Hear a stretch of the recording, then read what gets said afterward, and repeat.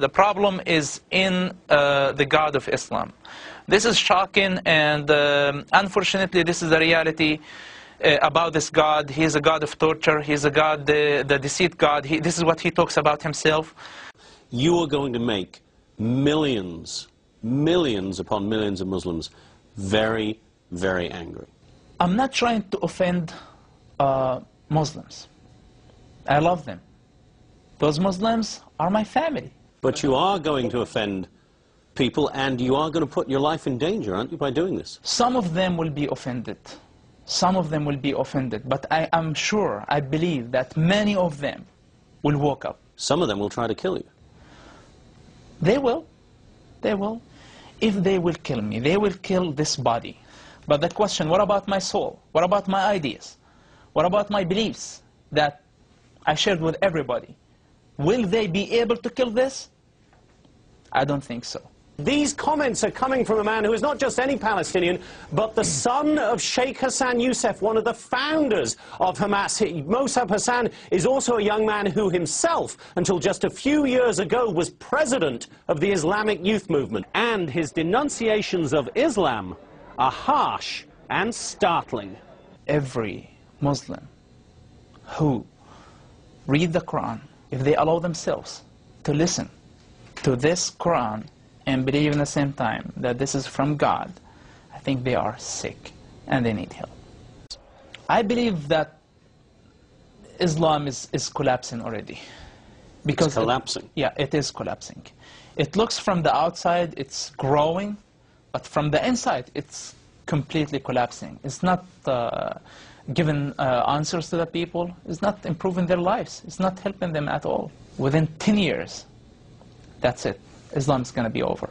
Hamas start to get suspicious about everybody, about themselves, about their wives, about their children, about everybody. If they torture, you're not allowed to say anything. If they kill people, you're not allowed to say anything. If they teach you something wrong... They torture and they kill people in the jail? They tortured and they killed people. Their own people? Their own people.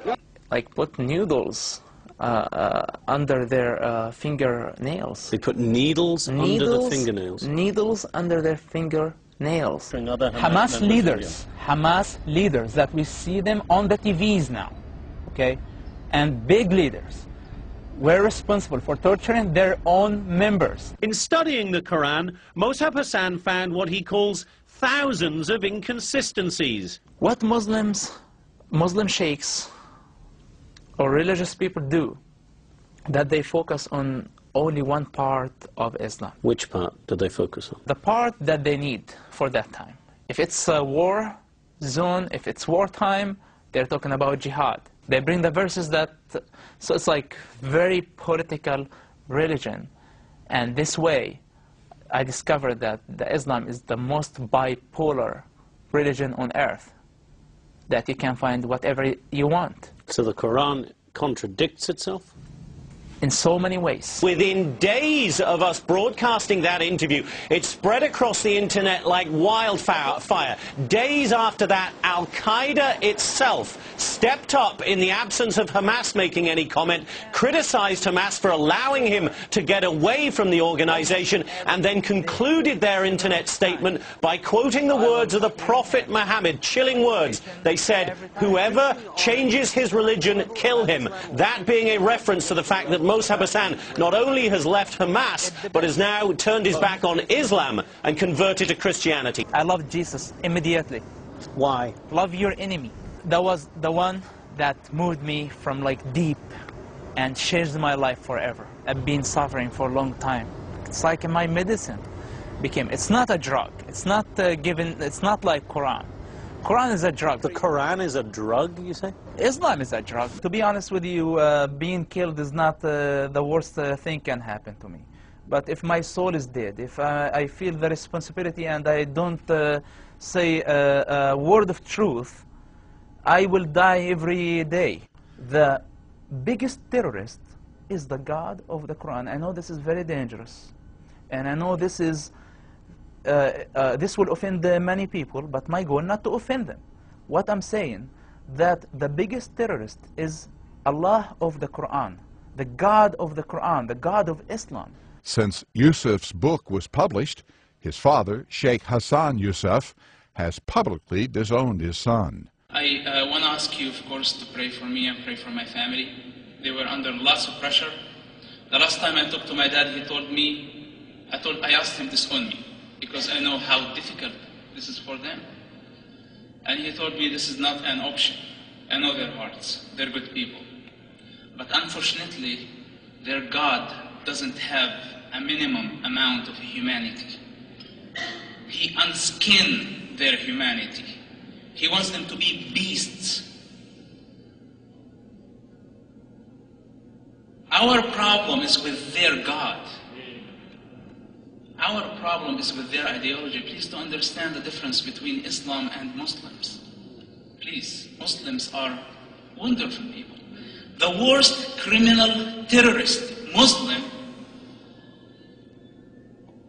has moralities, responsibilities, logics than the God of the Quran.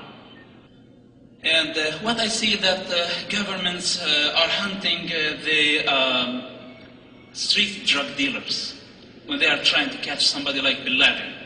How old Bin Laden is? 50 years, 60 years, and how long he's going to survive? For the next 15 years?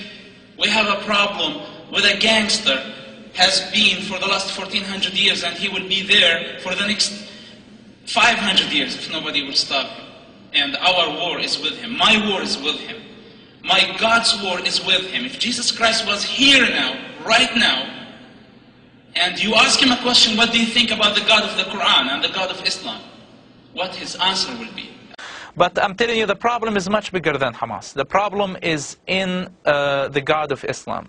This is shocking, and unfortunately, this is the reality about this God. He's a God of torture. He's a God, the deceit God. This is what he talks about himself.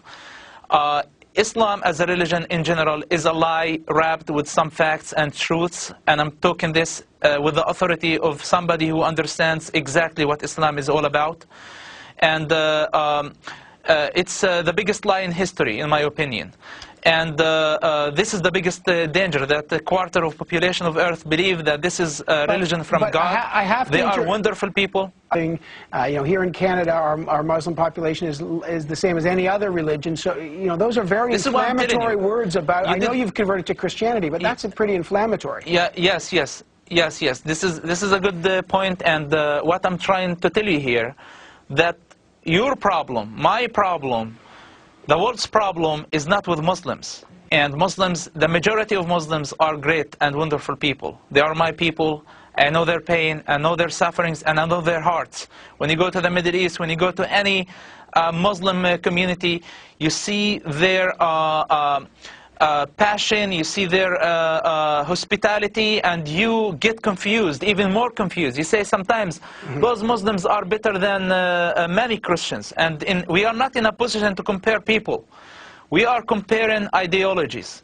And I'm telling you that the minimum Muslim, the most criminal Muslim or terrorist has a minimum of morality, responsibility, logics more than his God. If you read the Quran, if you allow yourself to understand what the Quran is all about, you're going to figure this out yourself. Go to the Quran, Surah 9, verse 5, and you will find what the God of Quran is asking Muslims to do against everybody. Now, it's not Muslims' fault that they were born in that culture.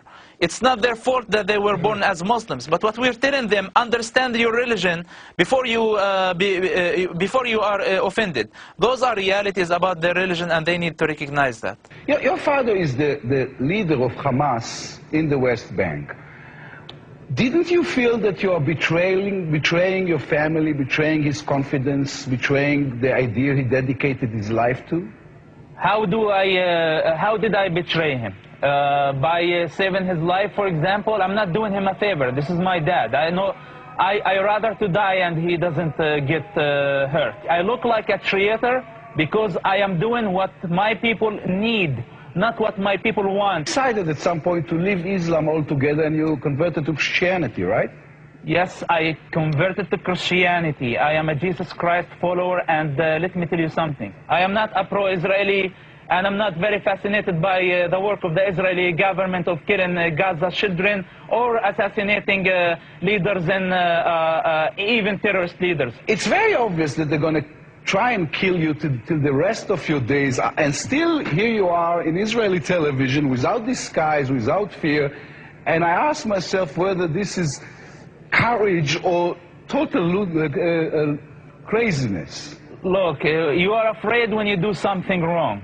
When you don't do something wrong, when you believe in what you're doing, you're not afraid. Masoud Youssef, in behalf of myself and many, many Israelis, thank you very much, and thank you for this interview. Thank you.